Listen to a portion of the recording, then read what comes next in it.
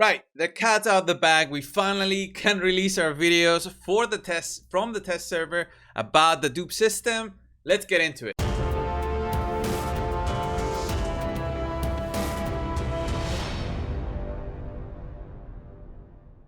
So guys, the dupe system will be out. We now can actually release this video. So let's go over the Guardian ring and what it's gonna actually be like.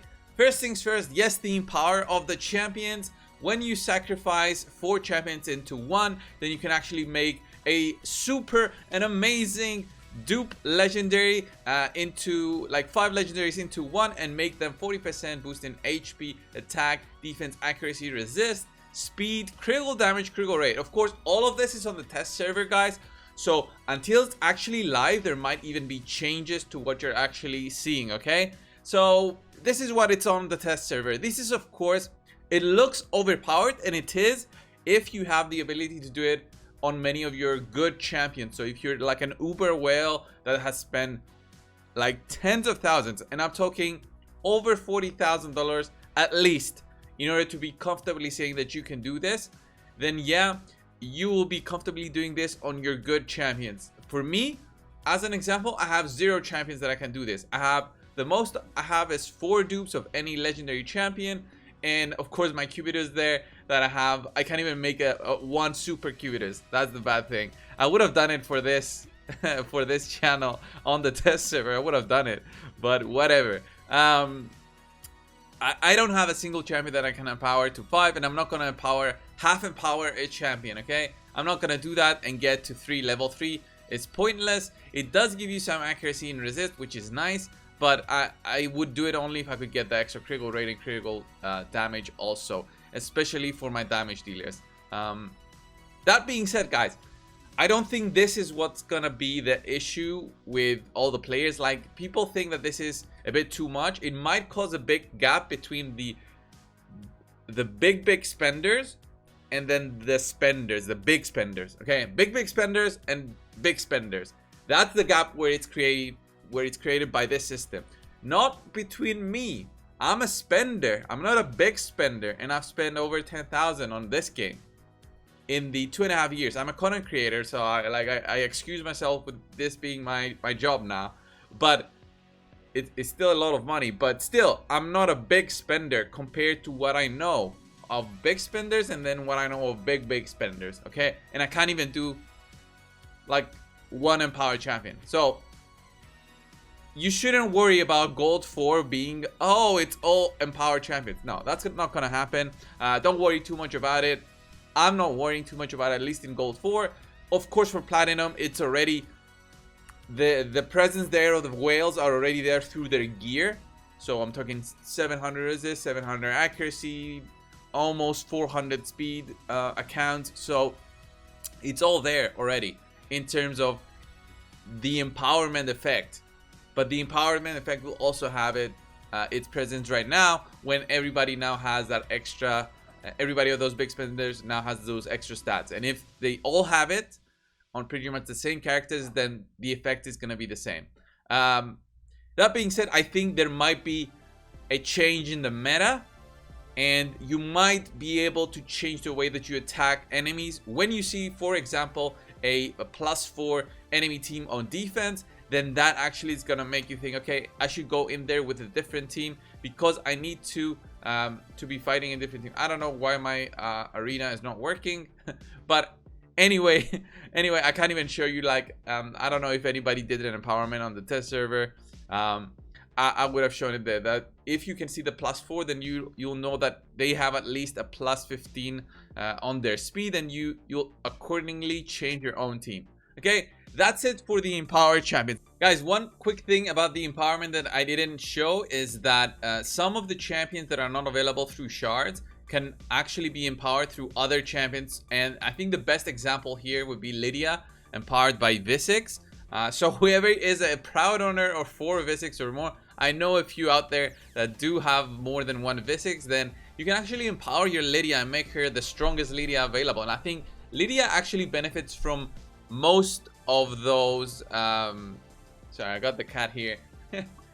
Benefits, actually Lydia I think benefits out of most of all those dupes in terms of the bonuses. And everybody else, it's gonna be a tricky decision if you're gonna sacrifice your dupes for empowering any of these, especially Thea. Like, who in their right mind would put in 4 Bistofos, even if you're not using them for Thea? Because who cares about Thea? But maybe we get something more about Hex in the future. Everybody else is pretty much okay. Some of these I haven't even tested because they're still not accessible to me through the Doom Tower rewards. Yeah, I think Lydia is the best decision out of, like, if I had dupes of all of these, like, Lydia I would empower for sure. Champions. Let's look at the other 2 parts of this one. The Faction Guardians, I'm gonna leave last because it's the most easy to explain on what it does. But look at this, guys. This is the one I'm actually the most disappointed about. The Token Trader. For your legendary champions that you don't want to empower, you don't want to use as Faction Guardians, you can actually unbind and get life tokens. If you unbind a legendary champion, you get 500 life tokens only.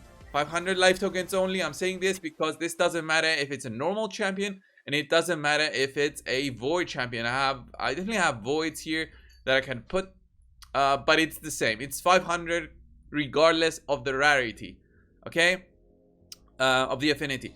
Let's go to the Token Trader. This is the one that is gonna make the community, I think personally, the most mad about.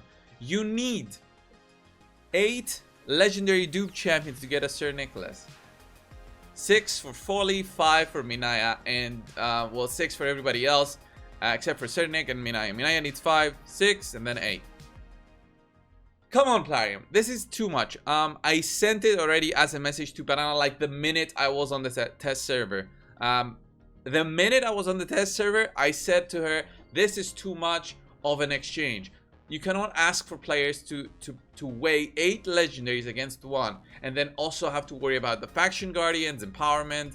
So I think this is a little bit too much. There has been some comments by other content creators about making this also that you get life tokens from epic dupes. I would love that feature, and I would up that even more with rare dupes as well. Give us 5 tokens for rare dupes as well, so that's like the 1% compared to the legendary, so that even a new account out there can see, okay, I can slowly farm for this.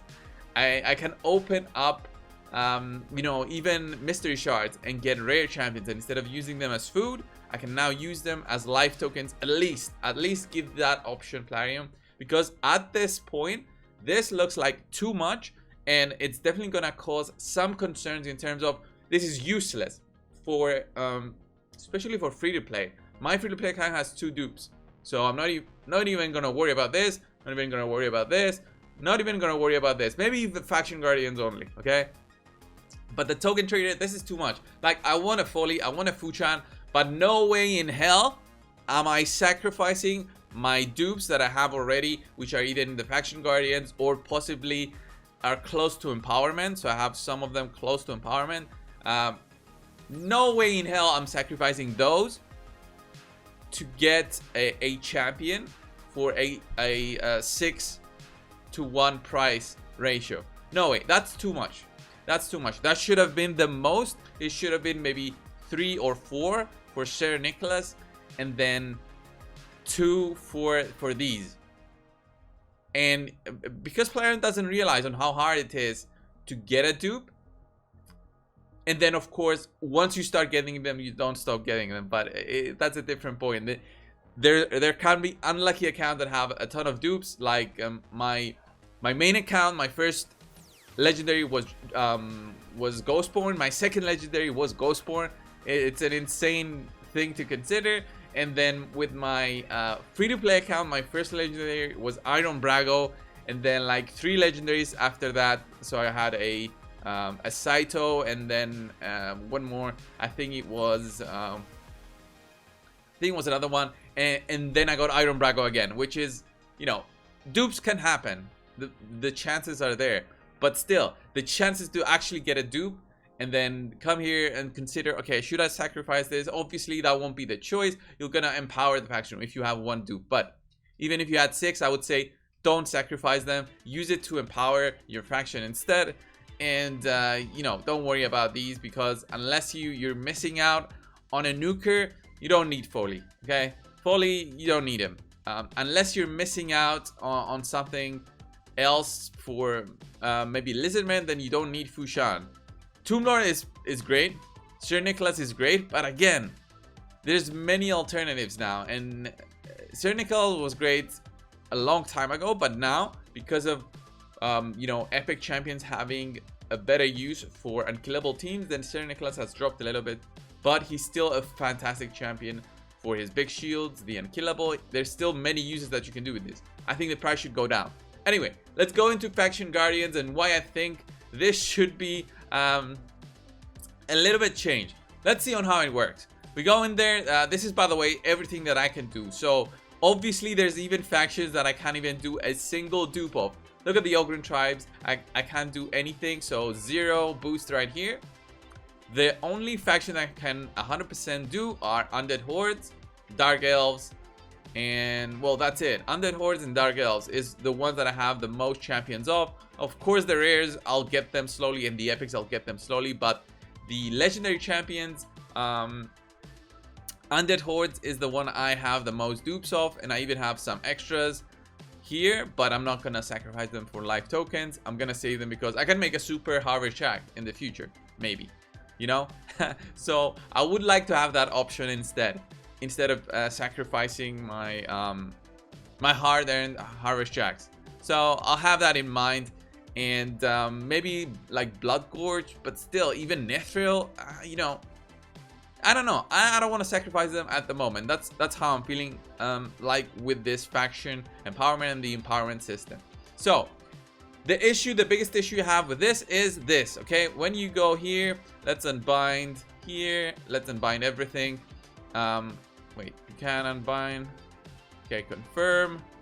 Now go here and confirm. Okay, you actually lose out. If you unbind the first one, you lose out on all the other bonuses. So the way that this works is if you have a dupe, you go in there, you click, boom, boom, and confirm. But then you go to the next one. Okay, notice this, guys. When you click on this guy, I can't put a Minaya there.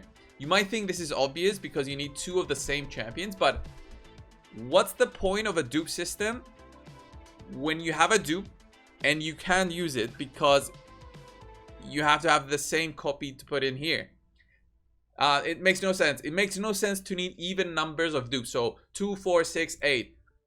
It makes no sense, Plarium, to do this. Let me use my dupe, and then let me use my other dupe here, so I can have 4.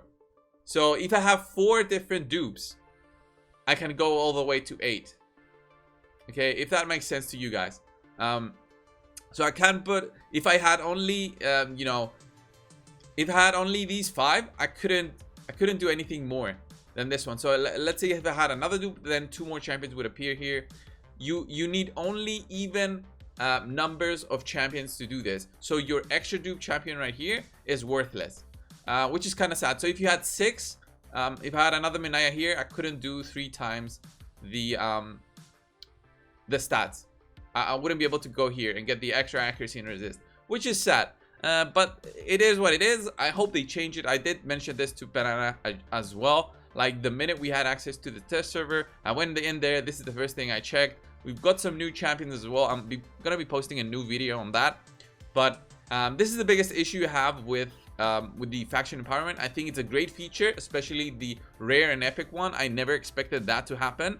I only thought we would get the legendaries, but the rare and epic one, these are gonna be the easiest ones to get for everybody. Even free-to-play accounts have, after a point of doing lots of clan boss and getting shards, they get more epics, and they can actually use those epics to empower their own epics. And in that way, those epics can then shine in areas where they might be having issues with. Especially, these stats will especially help them out with faction wars. But again, in faction wars, you might be at a point where you can't even, you know, complete a faction, and might as well not be able to complete the, you know, the dupe system right here. But the rare system will be easily doable. Just farm the campaign. Just give you that extra tip at the end of this video. If you go to the campaign, guys, every single stage here gives you a different faction rares, so you can actually farm dupes of those, and every single faction. So this one's Banner Lords. I think these are lizards. This one's undead. Then we go into skinwalkers and dark elves here. And then on 5, I think it's again Ogrin. And as we move on, we go here, yeah, Ogrin. Then we go to number 6. This is, I think it's High Elves. High Elves again, yep. And this one's Orcs. You get the idea, guys. Every single stage gives you a dupe of a... can give you a dupe of that rare. You can use those rares to empower your factions for the rare rarity. And that's it. If you want to do faction fusions, you can actually get Sacred Order and Lizardmen, but I would not suggest going this route. It's just too much in terms of potions, I think, and food. It's not worth it. I mean, just open up shards and you'll eventually get more Sacred Order and Lizardmen. This is not the way to go. So definitely don't have that in your mind. And that's it for this video, guys. Thank you. Thanks a lot for watching. Subscribe if you haven't already. I think these are my thoughts for the guardianing. What do you think? I think the worst part of this, honestly, this is the worst part. This is I don't think it's the second worst, honestly. It's not gonna affect me in my gameplay, especially because I don't fight those end game players. It might be an issue later on in the game though. Like a couple of months from now, if it becomes like a severe problem, it's not going to be a problem for Plarium. If they get a lot of money through this, then you'll see more teams popping up. But if it's like a clear view of the empowered champion, so I can try and do an empowered one for this video. Like I don't want to, but I'll do it for this video. Like I'll do my Nethrils. I'll do my strong Nethril right there, just so you can see on how it looks. But yeah, let's just give him one Nethril and see on how it looks. I'll get a small boost to my stats here. Let's empower this guy. And how does that look? He has become a +1 there over his barely visible, by the way, barely visible. So yeah, this is how it's gonna look in the arena. And I also guess clan v clan in the future will be affected if it's actually PvP. We'll see about that. Thank you guys for watching. Subscribe if you haven't already. I'll see you guys in the next one. See ya.